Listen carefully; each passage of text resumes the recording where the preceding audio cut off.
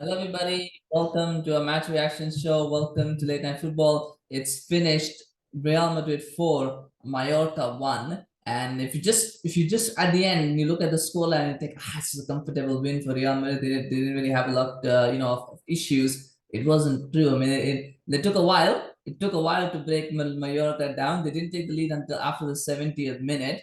And I know all I thought Mallorca had a great game plan to frustrate Madrid. It was only when they made the change in the second half. I think that's when they finally got a grip on the game. They finally came alive and they won that game. So it was a test for Madrid. And I think what is important as well here, I think from Ancelotti's point of view, is understanding that how important Karim Benzema is, but what are the alternatives for games when he's not available. I think that is something that will please Ancelotti. Looking at the scoreline, that's what will please him, is the fact we got 4 goals without having Benzema on the pitch. So there's a few things to discuss, of course. I do feel a little bad for Fede Valverde as well, and I'll come to that in a minute. But the first goal that was scored by Mallorca, so Mallorca played well. They are a back five, and I think what they realized was because Benzema is not there, so there's no one to drag people out of position. Hazard cannot do that. Hazard really plays as a false nine. He doesn't really play as a traditional striker like Benzema does. So they realize as long as they keep the compactness in that midfield, as long as they don't get stretched out of position, that back five will do the job, right? Because when Madrid are not really known for their fast passing, they're not known for their ability to cut defenses open and open, like they can do it in transition, but they don't break teams down. So I thought that was perfect tactics from Aguirre and from Mallorca. And then that goal comes from Mallorca. Now it's a good run from Maffeo to win the foul. I just feel Fernand Mendy got caught out there with that cross. I think it was a good cross from Kang-In from Lee. And Muriqi, of course, has a free header. There were 2 players actually who had a free header behind Mendy. So I don't know what Mendy was doing. I don't know what the marking was like from Madrid. I mean, what the logic was of not having 2 players, marking the 2 players at the back post. But it was a free header almost from Muriqi. It puts Mallorca in the lead. And the problem for Madrid was the fact that they were struggling to break Mallorca down. So you felt, well, maybe this is one of those games where one team dominates possession, but the other team comes away with the 3 points. But luckily for them, it was Fede Valverde who stepped up right at the end of the first half. I mean, Lee Kang-In gave the ball when it was a cross that Courtois collected. Now, some people kind of criticized him for that, but you're in the first half. It wasn't second half injury time. It was first half injury time. You're not trying to time waste. You're not trying to game manage right at that point because it doesn't work, right? You've got to not about showing ambition, but you can't really time. I mean, if it was the 80th minute, I would have said, yeah, fine, maybe you should probably run down the corner. But you're talking in the first half injury time. You don't generally go and start time wasting right there. It shouldn't be encouraged. It shouldn't be done, and it really shouldn't be being encouraged either from commentators. But anyway, collects the ball. It was a fantastic win from Valverde. And what I do want to say is that was the only way they were going to score in the first half because the passing was not working. The trying to break teams down wasn't working because Hazard kept trying to come in. They really were not. They were really outnumbered. Their front three versus the 5 of Mallorca was never going to work. So it required someone to go on a run like that to take the ball and run, and that is what Valverde did. He ran with the ball. I thought Mallorca could have done better with the players around them. I mean, nobody tried to make a challenge. It was almost feel like everybody was like, yeah, just go. We know at some point you're going to pass and then we'll kind of, catch up. But he just kept going and going and going. He could have unleashed a fantastic shot. That is one of the best goals I've seen this season. I thought that was, and I know this was some very cute goals scored. I thought that was the best goal of the game as well. Just the way he ran with the ball almost from his own half all the way across. It was fantastic. It was really, really something special. It's 1-1. And there's almost like an air of inevitability of all, right? That they're going to win the game. They're going to win the game. The thing is, I thought Madrid were kind of slowly starting to fade away by about the 60th minute, 65th minute, slowly starting to fade away. They brought on Modric, they brought on Nacho. I thought both substitutions were good because I almost feel like they decided, well, Mendy is not working. Mendy was on a yellow card anyway, so they had to change him. So they brought on Nacho. But I think taking Hazard off and bringing on Modric made two white. It addressed 2 vital issues. Number one, I don't think Hazard as a striker was working, so you had to take him off. I was surprised that he played Rodrygo as a striker. I almost thought he was playing a 3-5-2, but actually he was playing he was playing a back four, but he just switched to a 4-3-3. But he put Rodrygo in the center, which helped. But more importantly, because Rodrygo, one thing is that Hazard doesn't have the pace, right? Rodrygo at least has pace. He may not have the ability of Benzema, but what he does have is the pace. He can always run the backline, he can carry the ball, something Hazard for some reason cannot do anymore. But bringing Modric on, it allowed them to then control the game a little bit more because I think Ceballos,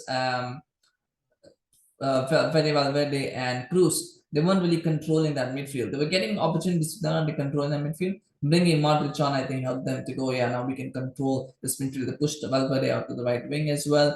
You got to, when you're playing Kroos and Modric, you've got to then have, Valverde on the right wing because, otherwise they get run over. So they need to do that. Then it was after that, it was about, they kind of lost their impetus. You almost felt like they lost their impetus until Rodrygo comes up with that run. What a brilliant run that was. So again, he had two good runs, by the way, for both of his goals. And again, this is something that Mallorca will look back and go, we conceded goals not because Madrid broke us down, but because we let players run at us. We let them run. And then that was the only way they were going to get through. Somebody had to break the line. Somebody had to run past players. Nobody was willing to do that until Rodrygo did that. In the second half, he just found some inspiration from somewhere, and it was a good pass to Vinicius. Vinicius had actually a couple of other passes as well where he touches let him down. This time it didn't. It took a nice touch. It's a brilliant finish. Another goal for him. 5 straight games that he has scored now. I think Loki, I think he's slowly starting to replace Benzema as the important player in this team. I think by the end of the season we might start seeing that. We might start saying that more than Benzema, Vinicius is the heart of this team. Maybe it's a bold prediction, what I think, but we shall see what happens. But sure, the signs are that he's starting to mature, he's starting to score goals, and it's not just stunning goals. He's scoring good goals as well. He's scoring the ugly goals. He's doing everything, and I think that is very important. I mean, for Rodrygo, that assist was important, but the goal after that was even more important. He's sometimes a forgotten man, isn't he, at the club? Because Rodrygo, he got this vital comeback against Manchester City. If you remember how he led that comeback, I almost feel sometimes that he needs a run of games, but he can't get it because if Madrid are playing Kroos and Modric, they can't play Valverde. Sorry, not Valverde. They can't play Rodrygo. They have to play Valverde as a right winger. So he gets lost in that. But I think he's got there. He just needs a consistency, perhaps of performance, but also of time. But anyway, that goal of his goal was brilliant as well. Again, a brilliant run where he ran past 2 or 3 players, pushed everyone aside. That touch, by the way, before the goal was just within the way he nutmegged it. I like that. I like that. I still give Valverde the best goal because the fact that he ran from so deep and he still had a lot to do with the shot. I think Rodrygo, once he got past the players, but he did a wonderful job. But I just felt that the finish was a little bit easier. But still, I mean, take nothing away. That goal was brilliant as well. And at 3-1, the game was over, really, wasn't it? But he still found time for Rudiger to get his first goal for Madrid to make it 4-1 and make it seem like it was a comfortable win when it wasn't really a comfortable win. But congratulations to Real Madrid on that. And that's why I say I feel bad for Valverde because the headlines will be about Rodrygo, as they should be. I thought his second half performance was really good. But that first half goal was something that was just out of this world. It was fantastic. And you know what, low-key, I like Dani Ceballos' performance as well. I thought he was probably the most combative in that midfield, which makes sense because Fede Valverde isn't really a combative midfield, and Kroos is not someone who can do it now.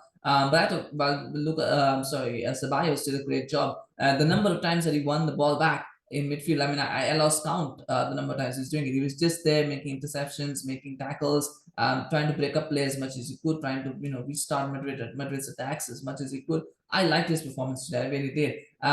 Again, I don't think he's ever going to be a regular starter for Madrid. I don't think he has the ability to do that because the problem for him is he's competing with players that just above his level. I don't think at a recent level. But I think he's a good backup for Tchouaméni. I mean, at the moment they don't really have a backup for Tchouaméni, but I think Ceballos could be that player as a backup where you need to rest Tchouaméni or you need to bring somebody on for the last 20-30 minutes to kind of hold to a kind of defensively help out. I think he could be that player.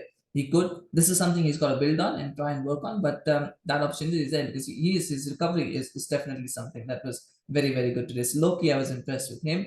And the problem I think is Hazard, isn't it? I mean, of all the players, I think what Hazard will also be disappointed is his performance was bad, but then Rodrygo came into the central role and he showed how it can be done and how it should be done. I just feel Hazard, and he might have regained his fitness that he had, but those 2-3 years that he has lost at Madrid, I think that is, what happens is you get rustiness. You start to lose your step. Things that were happening easily before are a little bit more difficult now, even though you might have regained your former, level. It's the same that's happened with Van Dijk as well. After, when you are injured or when you're unfit for too long, even though you can physically regain all of that ability, the problem is the mind doesn't work as sharply.